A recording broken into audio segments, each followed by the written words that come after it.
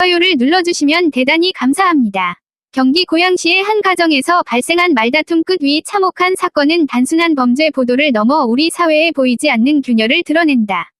2025년 9월 23일 새벽 일산 동구 자택에서 60대 남성 A씨가 30대 아들 B씨를 숨지게 한 혐의로 경찰에 체포된 이 사건은 사건 자체의 충격성뿐 아니라 가족 내부 갈등이 어떻게 폭력으로 비화하는지, 그리고 그 폭력이 사회적 안전망의 사각지대에서 어떻게 발생하는지를 조사해야 할 필요성을 남긴다.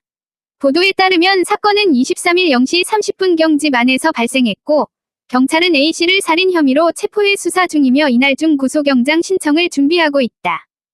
강원일보 플러스1 사건 발생 정황을 가능한 한 사실에 충실히 정리하면 다음과 같다. 보도들은 공통적으로 A씨와 B씨가 집 안에 단둘이 있었으며 말다툼이 격해지며 신체적 충돌로 이어졌다고 전한다. 일부 매체는 구체적 상해 원인으로 깨진 그릇에 위한 자상과 같은 표현을 보도했지만 수사당국의 공식 발표와 취재 결과 사이에는 시차와 차이가 있으므로 일부 보도에 따르면 이라는 표현을 달아야 한다. 경찰은 현 단계에서 정확한 범행 동기와 경위를 규명 중이며 피해자의 진술은 우발적이었다는 취지로 전해지고 있다. 이런 초기 진술과 보도들을 토대로 사건의 현장성과 긴박성을 먼저 정리했다. 시사저널 플러스1 이 사건을 단순한 우발적 가정사로만 처리해서는 안 되는 이유가 있다. 첫째, 가정이라는 사적 공간은 폭력과 갈등이 외부로 잘 드러나지 않는 영역이다. 피해자와 가해자가 친족이거나 가족 구성원인 경우 주변의 신고 개입이 늦어지거나 이루어지지 않는 경우가 많다.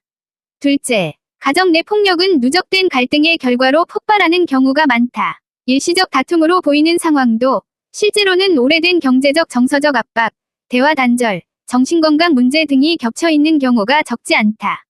이런 맥락을 이해하지 못하면 수사의 표층적 사실관계 확인만으로 사건을 설명하는 데 한계가 있다. 국내 통계와 정부 경찰 자료는 가정폭력의 발생 양상과 대응 현황을 보여주며 이러한 사건들이 단발적이지 않음을 시사한다.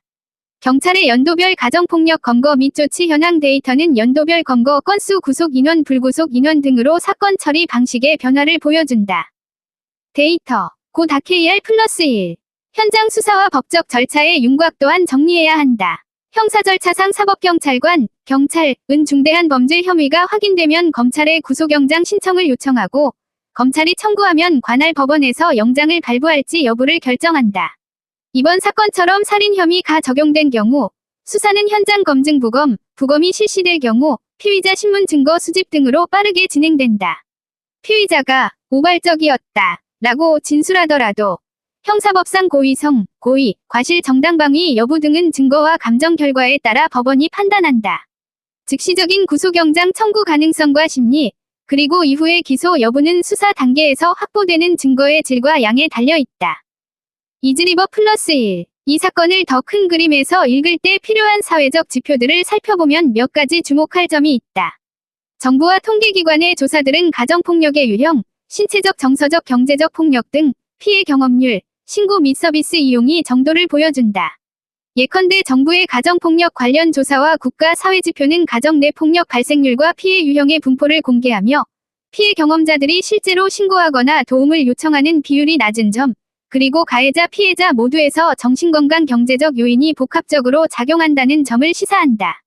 경찰 통계는 검거 및 조치의 양적 변화를 보여주는 한편 불구속 처리의 비율 변화 등 수사 처벌 관행의 변동도 드러낸다. 이러한 통계는 개별 사건을 정책의 관점에서 해석할 때 필수적인 근거다. 지표누리 플러스1 사건이 갖는 사회적 의미는 개인적 비극을 넘어선다. 한국 사회는 여전히 가족 내부 문제는 사적인 영역이라는 인식이 강하고 그러한 인식은 위험신호, 지속적 다툼, 고립, 반복적 폭언, 물리적 위협 등을 외부로 드러내지 않게 하는 요인이다. 그 결과 신고 개입이 늦어지거나 아예 이루어지지 않아 갈등이 누적되다가 돌이킬 수 없는 폭력으로 전이되는 일이 반복된다. 피해자 가해자 모두가 도움을 받을 경로를 알지 못하거나 이용을 꺼리는 현실, 그리고 지역사회 안전망의 제한적 개입 능력은 그러한 비극을 촉발하는 구조적 요인으로 작동한다. 정부가 운영하는 여성긴급전화 1366와 같은 상담 긴급지원 체계는 존재하지만 실제 현장에서의 접근성 신뢰성 지속적 지원으로 이어지는지 여부가 관건이다. 여성가족부 플러스1 수사 재판 절차가 진행되는 동안 언론과 사회의 역할에 대해 한 번쯤 성찰할 필요가 있다. 언론은 사실 확인과 동시에 맥락화된 보도를 제공해야 한다. 즉, 사건 발생, 체포 위 단선적 보도에 그치지 말고 가정폭력의 전형적 징후, 신고 지원 체계, 피해 예방을 위한 지역사회의 역할, 그리고 제도적 개선 과제 등을 함께 전달해야 한다. 독자의 관점에서도 단편적 사건 소비를 넘어 왜 이런 일이 발생했는가에 대한 구조적 질문을 던지고 공론화하는 노력이 필요하다. 공론화는 단지 비난을 위한 것이 아니라 유사 상황의 예방과 피해자 보호, 재발 방지를 위한 실효성 있는 제도 개선으로 연결돼야 한다. 예방과 대응을 현실적으로 강화하기 위한 제안은 다음과 같다. 첫째, 조기 개입 체계의 실질적 강화다. 이웃 학교 직장 등 지역사회에서 반복적 다툼이나 격한 갈등이 관찰될 경우 연결할 수 있는 현장형 개입팀, 상담 사회복지 위료 경찰 연계이 필요하다. 둘째, 남성 고령자 대상의 정신건강 갈등 관리 교육 및 상담 접근성 확대다. 중장년층 가정에서의 갈등이 강도 높은 폭력으로 비화하는 경우가 반복되는 만큼 대상 특성을 고려한 맞춤형 예방 프로그램이 효과적이다. 셋째, 신고 지원 경로의 홍보와 접근성 제고다. 24시간 상담 긴급보호, 여성 긴급전화 1366, 지역 가정폭력 상담소, 법률 지원과 연계한 패키지 서비스가 더 널리 알려져야 한다.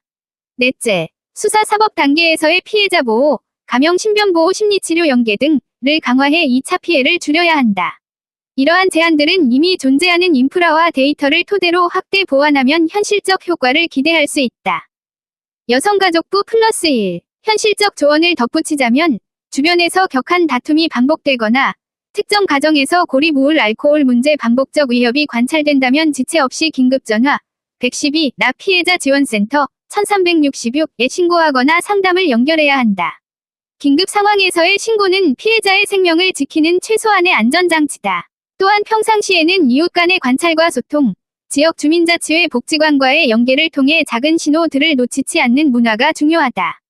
정부와 지방자치단체는 이러한 지역 기반의 안전망을 제도적으로 보강할 필요가 있다. JEONNAM1366-R-KR 마지막으로 이번 사건의 수사는 피해자의 생명과 가족의 파괴를 둘러싼 사실관계 규명뿐 아니라 왜 그 가족에게 외부 개입이 이루어지지 못했는지, 지역사회와 제도는 어떤 역할을 했고 하지 못했는지를 성찰하는 기회가 돼야 한다. 단순히 가해자에 대한 형사처벌로 사건을 마무리하면 안 된다. 우리가 진정으로 해야 할 일은 같은 비극이 반복되지 않도록 사회적 구조를 바꾸고 개인이 위기에서 벗어날 수 있는 문을 더 많이 만들어 가는 것이다. 통계와 제도, 지역사회의 노력이 합쳐질 때 가정은 더 이상 폭력을 숨기는 공간이 아니라 안전을 보장받는 장소가 될 수 있다. 구독과 좋아요